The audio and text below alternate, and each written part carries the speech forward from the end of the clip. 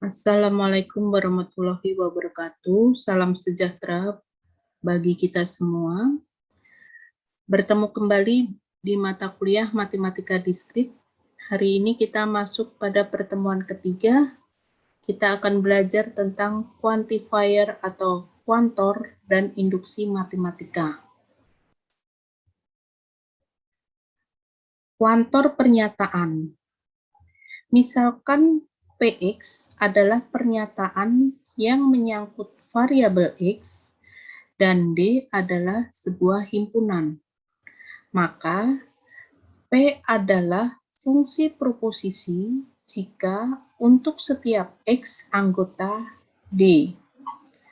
Berlaku Px adalah sebuah proposisi.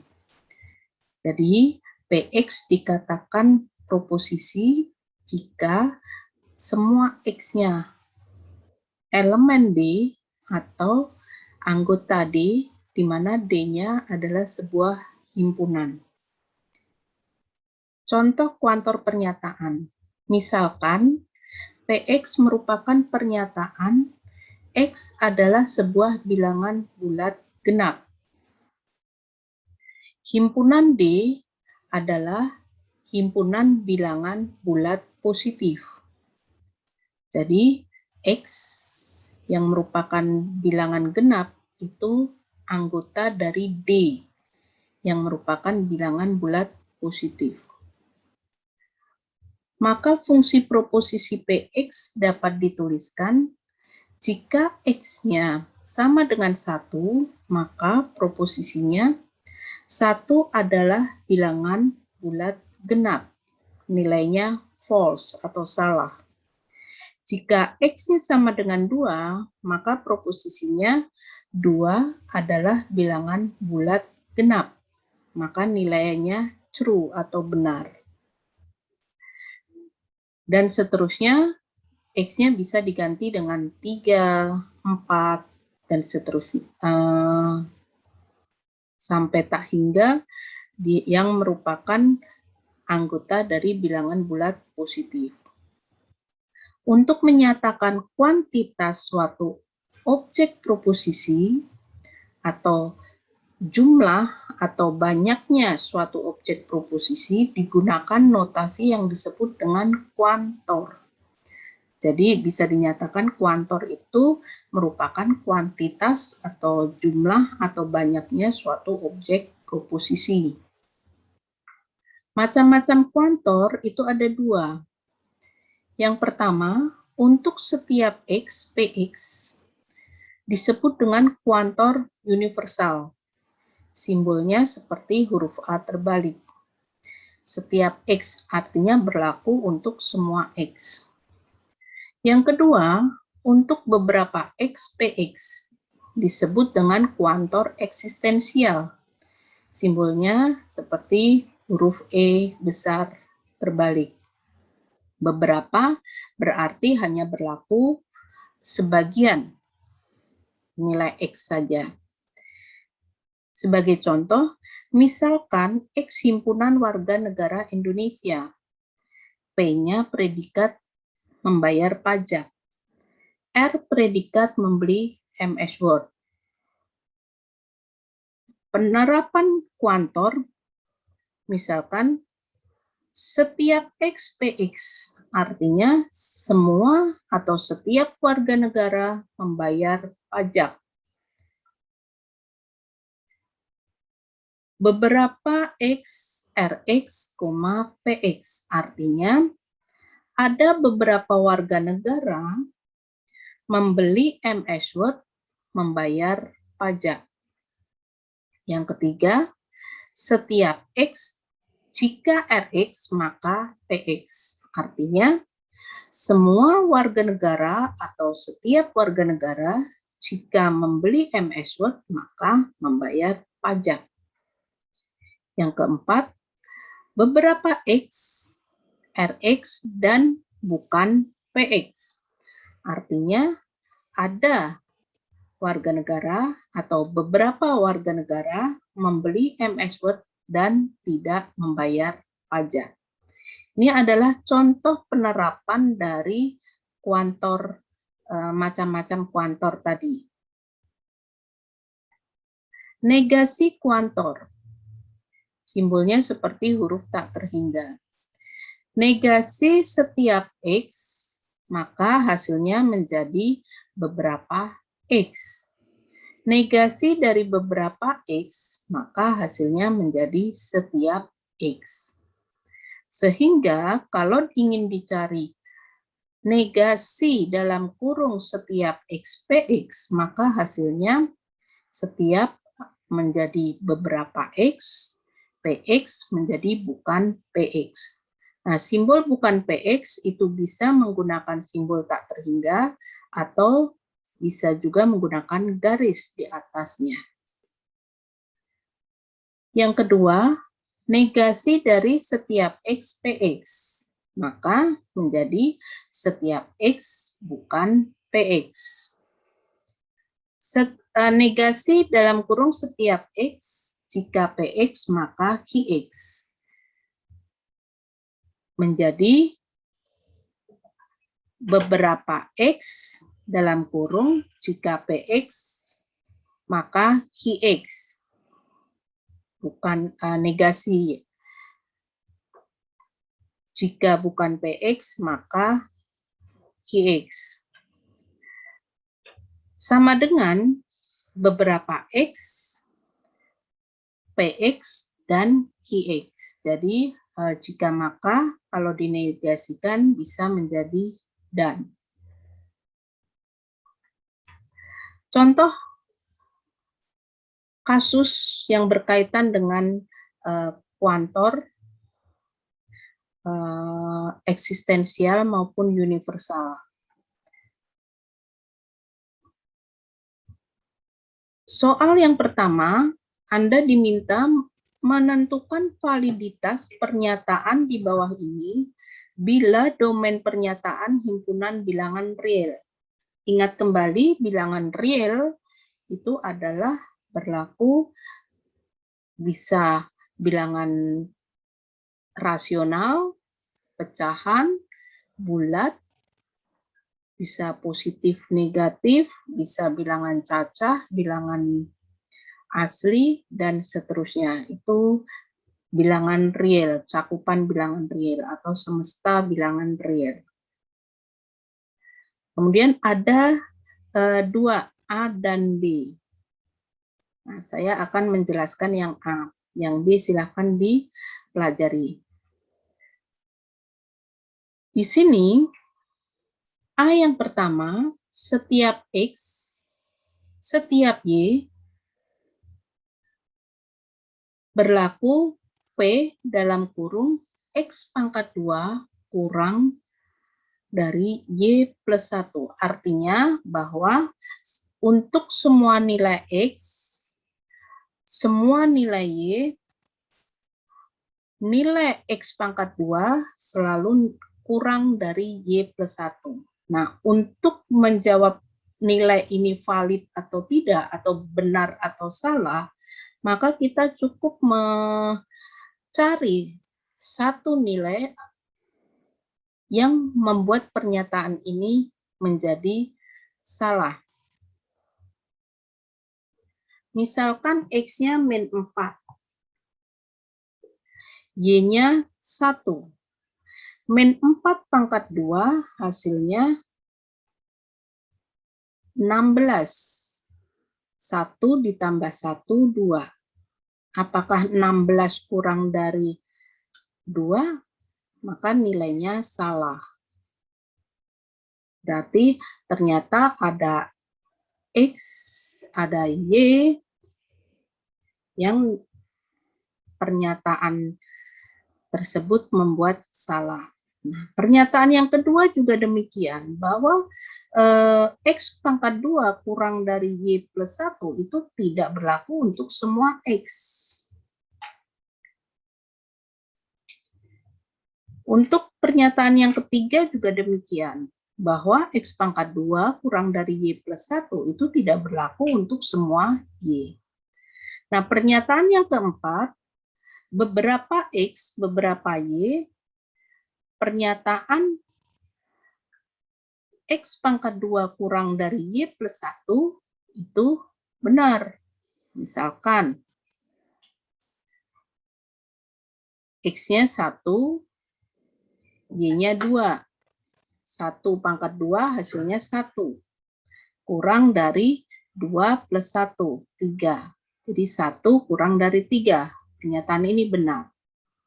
Nah, tapi hanya berlaku untuk beberapa X, beberapa Y. Jadi yang nilainya benar hanya pernyataan keempat. Nah, selidiki untuk soal yang B-nya. Untuk yang soal yang nomor 2, Anda diminta mencari negasi setiap pernyataan di bawahnya. Jadi ada tiga soal, A, B, C. Nah, saya akan mencontohkan yang pertama saja. Nah, yang lainnya Anda coba. Setiap negasi dari setiap XPX dan beberapa YQY, maka hasil negasinya beberapa X bukan PX atau setiap Y bukan QY. Silakan dipahami ya. Setiap maka menjadi beberapa. PX menjadi bukan PX. Dan menjadi atau. Beberapa berubah menjadi setiap atau semua. QY berubah menjadi bukan QY. Ini adalah soal dari penerapan kuantor maupun negasi kuantornya. Kita masuk bahasan argumen matematika.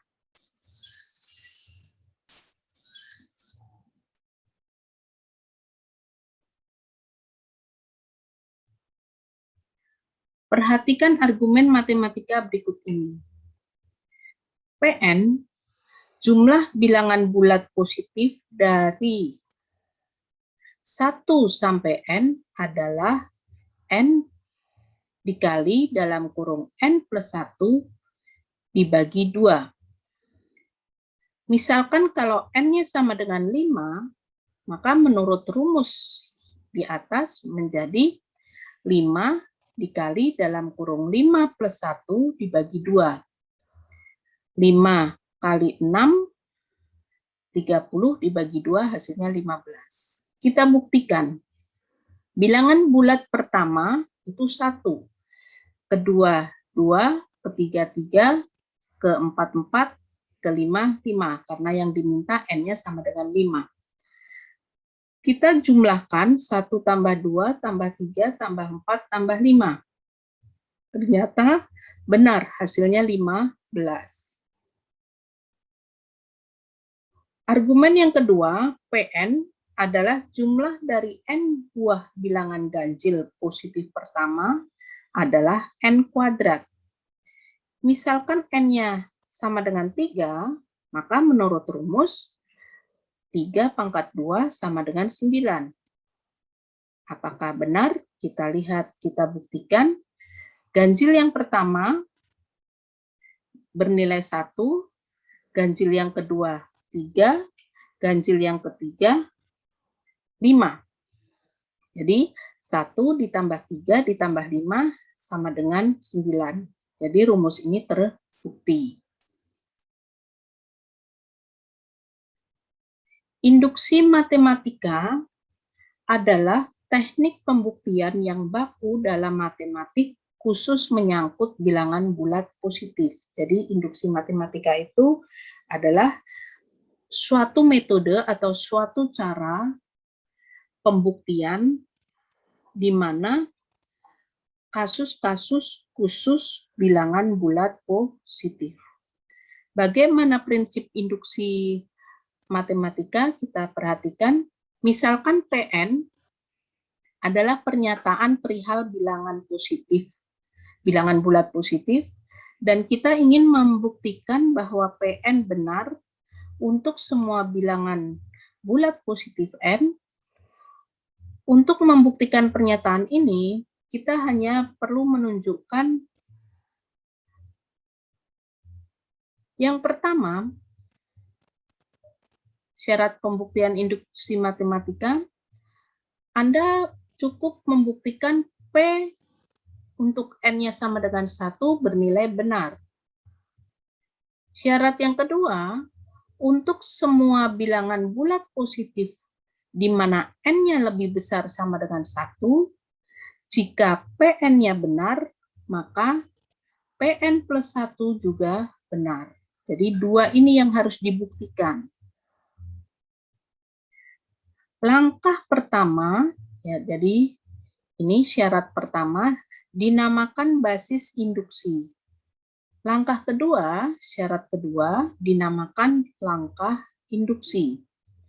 Asumsi Pn benar, dinamakan hipotesis induksi.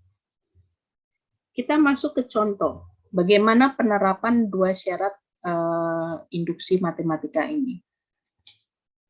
Dari contoh argumen matematik di awal tadi, ya, tunjukkan bahwa untuk N lebih besar sama dengan 1, berlaku 1 ditambah 2 ditambah 3 dan seterusnya ditambah N, maka berlaku rumus atau sama dengan N dikali dalam kurung N plus 1 dibagi 2. Jadi di sini tadi ada pembuktian jumlah bilangan bulat positif pertama, itu rumusnya N dikali N plus 1 dibagi 2. Kita diminta membuktikan dengan induksi matematika. Langkah pembuktiannya, menurut syarat tadi, kita buktikan P N-nya sama dengan 1 bernilai benar, yaitu basis induksi. Oke, 1, N-nya sama dengan 1, Anda masukkan ke rumus.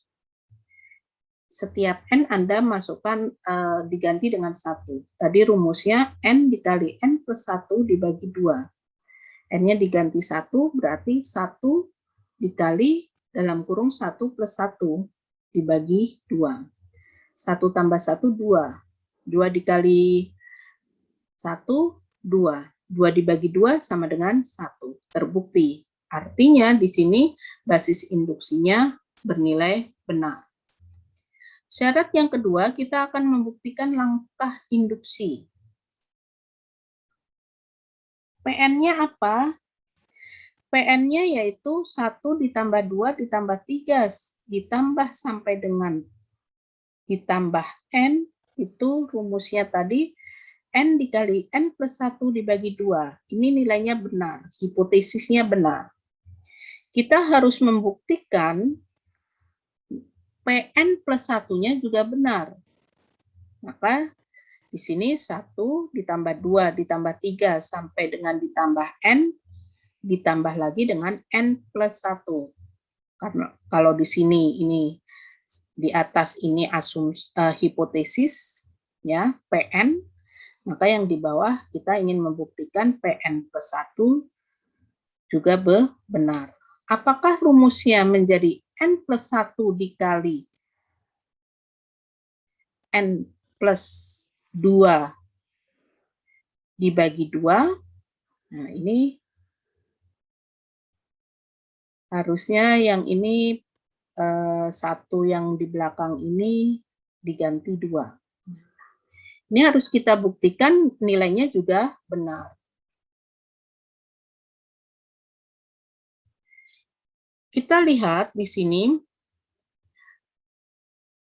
kalau 1 ditambah 2 ditambah 3 ditambah sampai dengan N merupakan Pn, menurut hipotesis, ya, itu rumusnya N dikali N plus 1 dibagi 2. Jadi kita pisahkan 1 ditambah 2 sampai dengan ditambah N, kemudian ditambah lagi dengan N plus 1. Kalau sudah ada penambahan N plus 1, berarti itu merupakan Pn plus 1.